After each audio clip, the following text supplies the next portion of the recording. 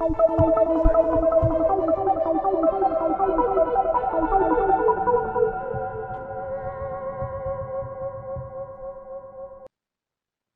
it's your boy Hunty, back again with another video. This time we are going through one of the weapons I like to use in Warzone, and it is a beast. For me personally, it is the best squad wiper, the best gun in Warzone for my sort of like playstyle. Now I do like the fast playstyle and I do like to push enemies, but this weapon is unmatchable.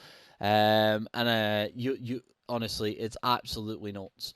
And now every person I've recommended to use this weapon and they've used this setup, they have fallen in love with this gun. I've told 2-3 people in my squad to use this gun, and they've now gone and made it gold, and they literally love this gun. Like, they love this gun. It is nutty. So let's go straight into it then. We are going to be going through is it the PKM? I nearly messed it up then. I nearly said PK like an absolute idiot. So yeah, we're going for the PKM. Today's video is going to be about the PKM, and it is nutty. I'm not joking. This gun is nutty. It has damage. It has range. It just absolutely decimates people, and they don't even have a chance. So let's go for it. Straight into it. We are using the mono suppressor, okay? The reason we are using the mono suppressor is it gives us a sound reduction, so we're not that red dot on the map, and it also gives us damage at range, so it gives us that increased damage at range, okay? So if you see a squad crossing somewhere, I guarantee you in one magazine you will kill that whole squad if your aim is on point. If you're missing 200 bullets, then you probably need to assess your own gameplay, and possibly it's not the gun's fault. Now you do see it reduces aim down sight speed and walking steadiness. Walking steadiness, we don't really care about that. But the aim down sight speed, we do actually compensate that with another attachment. Now, if you don't have the mono suppressor, or you don't want to use the mono suppressor because you want to do it a different way, I always recommend using one of the suppressors. You do not want to be using an unsuppressed weapon within Warzone. If you use an unsuppressed weapon within Warzone, you become that red dot on the map, and everyone will aim for you. If there's someone close to you, they will push you, and you'll end up getting third-partied. You've got more chance of being third-partied while you're in a fight if you're using an unsuppressed weapon. So I highly recommend using a suppressed weapon on every weapon within Warzone.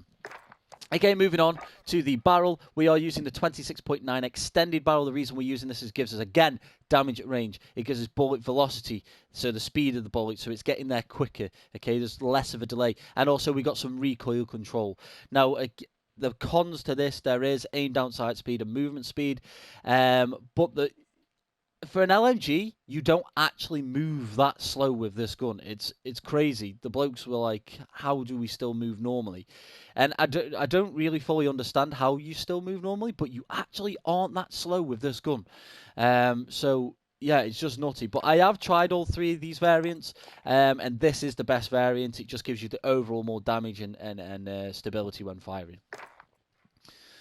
The scope we are using now, scope is personal preference, but you just cannot beat the VLK 3x OPTIC when it comes to a nice, clean, accurate sight. This sight is absolutely nutty. You get someone in your sight, and they won't get away. They can't survive. Okay, it's so clean, the sight. And if you get someone on your sight with 200 bullets with this LMG, they will not survive. It's not possible. Okay, now it is personal preference. You can use any other sight, but personally, this is my medium long range weapon. So the VLK without a glare is absolutely beautiful. Now we're going to go for the underbarrel. Now we are using the snatch grip. This is the best grip to use. I have tried the operator, I've tried the other bits, but the snatch grip gives us just the best performance. Okay, it gives us recoil control, which is what we need from a grip, and it also gives us that aim down sight speed. Now the aim down sight speed on this is really, really good. Even though we have two attachments that reduce our aim down sight speed, we have the snatch grip that increases our aim down sight speed, which just makes it really, really nice. And you won't notice a difference. The aim down sight speed will still be normal. It's really, really nice. Again, if you don't have the snatch grip, just go for the commando or go for the merc, okay, and just use what you can until you get that snatch grip. But you need to use an actual grip, okay? Make sure you use a grip, or else it will just be a little bit too bouncy, and you'll miss more shots than land. Ammunition, we are running the 200 round belt, okay? Extended belt with 200 rounds of 7.62 rounds HE ammunition. Okay, each point detonating fuse ignites for 3.5 grams of charge for a satisfying impact. This is giving you background extra damage. It doesn't tell you how much extra damage or whatnot, but let me tell you, this gun annihilates armor, it annihilates teams. It just is so powerful. Okay, I'd say this was literally just behind the Odin. Now, the Odin is the most powerful. Like, for me personally, it is the most powerful gun on the game. It just annihilates vests in like 2 bullets.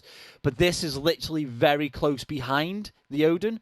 And you have a 200 round mag, and you can take a full team out in 1 magazine and still have bullets left if you're getting third partied. So it is absolutely nutty. Now, you can use the 150 round mag, but you will be reducing your damage and you'll be reducing your capability to you know, being able to take the fight for as long as you can do with this magazine. Now, it does say your mobility is decreased and your control is increased. The control you will not notice. The mobility you will notice, okay, if you do have that like really high play setup, such as you know, the MP5 setup, you can run an MP5 as your secondary and still have that high mobility. So there is ways and means, but this is my medium long range weapon, and also up close, it absolutely decimates. It doesn't matter if you get your eyes on the person, just as quick as you get eyes on you, you will still win the fight, 100%, 100%. Okay, so that is the attachments. Let's go through the full class. I am using the 357s. Okay, yes, they are aids. Yes, they are broken, but I'm not going to try and use, you know, a close quarter weapon, MP7, MP5, when I'm getting decimated by these weapons. Okay, I am getting annihilated. I walk in a building, and it don't matter what you've got. If you don't have a set of these on, you are going to lose the fight if the person has this weapon on. Okay, the only other person who beats you with these weapons is someone with these weapons. Okay, so that's you just have to. Yes, it's meta. Yes, it's aids and it needs fixing, but you can't hinder yourself and lose the fight every time if you have the option to run it. Okay, so attachments this, we are running the 357 long barrel using the 1mm laser, the one laser. You can use the 5 laser, okay, but this one's the big green lasers and they're very noticeable. You can see them from miles away. Yes, it does give you the best stat boots, okay, it gives you a little bit more mobility, okay, but I find the 1 meter laser just a little bit better because they've got less chance of seeing it. It's really the distance on it is really small, and the stat boost I've not really noticed a difference. Okay, using the lightweight trigger, using the snake shot ammo, okay, because the snake shot ammo is absolute nutty. And then obviously we're using it as an akimbo.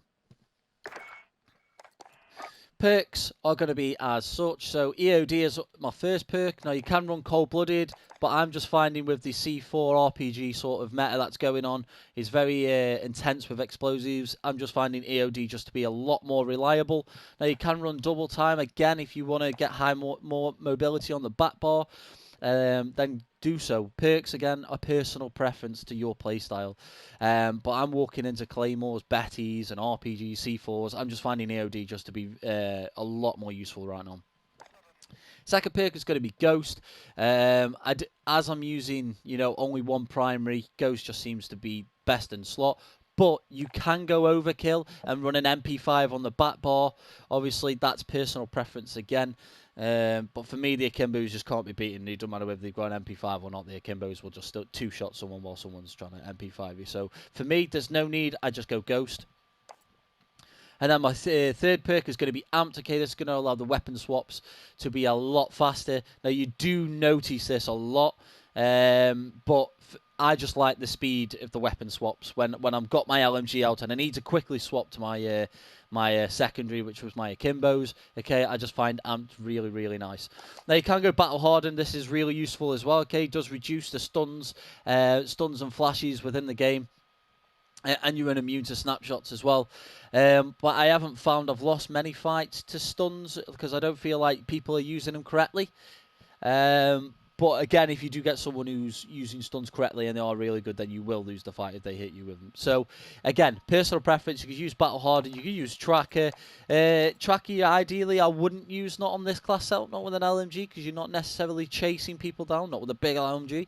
But again, it's all personal preference. Perks are personal preference. I am using a C4 because we don't have any other explosives to blow up vehicles. And we all know if you get in them last 2 circles and someone's cutting around in a cart, you need explosives. Okay, so the C4s are absolutely crucial for that. Now, heartbeat sensor, okay, this is just for pretty much early game, really, because the end game, everyone's wearing Ghost. Okay, so you could go heartbeat sensor, and you also could. I switch between heartbeat sensor and stun grenade depending on who's got what in the group. You want to try and marry it up. You want at least one person within your group running the heartbeat sensor, just for that reassurance when you're walking near buildings. You just pop a heartbeat sensor, and you can see whether there's anyone in them buildings. As you see, a lot of people are actually cutting around with Ghost, so heartbeat sensor is actually thinning out and becoming less and less crucial. So the stuns are going to be the next best thing there. And that is it for the class setup. Now I do have a setup for the M4, MP5, the Growl, and my MP5 HDR setup, but I will release them at a later date. And yeah, just honestly, please try this setup. It is absolutely nutty. Absolutely nutty. But yeah, if you like the video and you would like to see more builds for different weapons, please comment below. And I'm happy to make as many build videos as possible. I have used 90% of the weapons in this game, and I have a little setup for each one of them. So yeah, peace out. Thanks for watching. Please like and subscribe. Absolute legends.